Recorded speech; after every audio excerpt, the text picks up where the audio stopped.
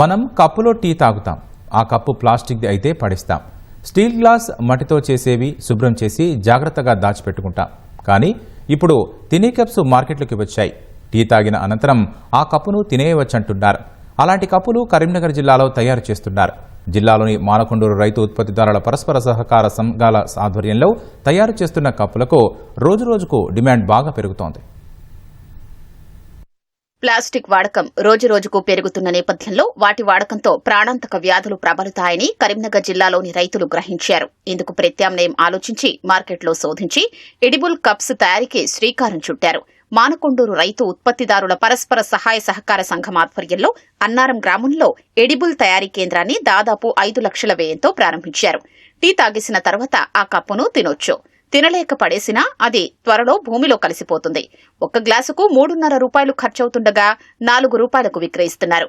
వీటి వాడకంతో పర్యావరణానికి అటు ఆరోగ్యానికి మేలు జరుగుతుందని నిర్వాహకులు అంటున్నారు. పేపర్ కప్పుల టీ తాగడం వల్ల క్యాన్సర్ వస్తుంది చాలా మందికి, కానీ అది తెలియట్లేదు. అందుకోసమే మనం కొత్త కాన్సెప్ట్గా ఒకటి తీసుకొచ్చే బాగుంటుంది అనే ఆలోచన కొద్దీ దీన్ని తీసుకొచ్చి ఇది రాగుల పిండి, మక్క పిండి, బియ్య పిండి, మైదా పిండితో తయారు చేయడం జరుగుతుంది. ఎలాంటి పర్యావరణకు ఆటంకం కలగకుండా. కాబట్టి దీన్ని అన్నింటినీ మేము ఆలోచించి దీన్ని తీసుకోవడం జరిగింది. అందరూ కూడా దీన్ని ఇప్పుడు మార్కెట్లో అందరూ గుర్తించి దీనివల్ల ఎలాంటి ఉపయోగాలున్నాయని తెలుసుకొని ఇప్పుడు మాకు మార్కెటింగ్ కూడా మంచినైంది. ఇప్పుడు మొత్తం తెలంగాణ స్టేట్లో ఎన్ని జిల్లాలు అన్ని జిల్లాలకు కూడా డిస్ట్రిబ్యూటర్లు ఇవ్వడం జరిగింది. ఇప్పుడు మాకు ఇది సక్సెస్గా నడుస్తుంది. రాష్ట్రంలోనే తొలి ఎడిబుల్ గ్లాసుల తయారీ కేంద్రంగా అన్నారం ప్రసిద్ది చెందింది.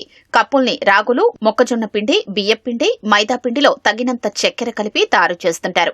వీటికి మార్కెట్లో విశేష స్పందన రావడంతో పాటు కేంద్ర హోంశాఖ మంత్రి అమిత్ షా ప్రశంసలు కూడా లభించాయి. ఈ గ్లాసుల్లో టీ తాగడం వల్ల ప్రాణాంతక వ్యాధుల నుంచి రక్షణ పొందుతూ శక్తి సామర్థ్యాలు పెంచుకోవచ్చని నిర్వాహకులు తెలుపుతున్నారు. రాగుల పిండి, మక్క పిండి, బియ్య పిండి, మైదా పిండితో తయారవుతుంది. కాబట్టి మనం దాన్ని ఈ ప్లాస్టిక్ నివారణ జరగడానికి కోసమే దీన్ని ఎంచుకొని మనం ఈ కాన్సెప్ట్ను ముందడి తీసుకపోవడం జరిగింది సార్. ఇదంతా మా రైతులు చేసిన కృషి. రాబోయే రోజులలో కూడా మేము ఈ జస్ట్ అరికాకు, వక్కాకును, ఇస్తారాకు ప్లేట్లు కూడా తయారు చేసి దానితో కూడా పర్యావరణం కాపాడడం కోసం ఆ ప్లేట్లను కూడా మేము తయారు చేయడానికి సిద్ధంగా ఉన్నాం. ఎడిబుల్ గ్లాసులు వ్యాపారం ప్రారంభించిన 2 నెలల అనంతరం మార్కెట్ పుంజుకుందని ఉద్యోగులు అంటున్నారు. ప్లాస్టిక్ కప్పుల్లో టీ, కాఫీ, ఇతర పానీయాలు తాగొద్దని ప్రచారం విస్తృతంగా జరుగుతున్న క్రమంలో వీటికి మరింత డిమాండ్ పెరిగే అవకాశం ఉందనే అభిప్రాయం వ్యక్తమవుతోంది. దీంతో మరింత మందికి ఉపాధి పెరిగే అవకాశం ఉందని స్పష్టం చేశారు.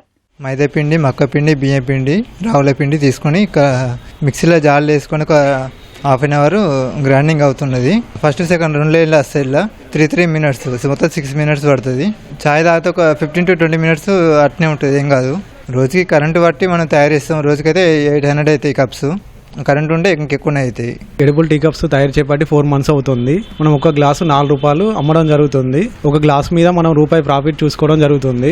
మనం ఈ గ్లాసు అనేది మన అన్ని డిస్ట్రిక్ట్లో సప్లై చేయడం జరుగుతుంది. ప్రజెంట్ అయితే అన్ని డిస్ట్రిక్ట్ నుంచి వెళ్ళి సప్లై చేయడం జరుగుతుంది. 2 months కొంచెం సేలింగ్ అనేది కొంచెం తక్కువ ఉండే. ఇప్పుడు 2 months నుంచి వెళ్ళి కొంచెం బాగా సేలింగ్ అనేది పెరగడం జరిగింది. ప్రస్తుతం రాష్ట్ర వ్యాప్తంగా ఎడిబుల్ కప్పుల విక్రయాలు పెరిగాయని నిర్వాహకులు తెలిపారు. త్వరలో వీటి తరహాలోనే ప్లేట్ల తయారీ కేంద్రాన్ని కూడా ఏర్పాటు చేయబోతున్నట్లు నిర్వాహకులు స్పష్టం చేశారు.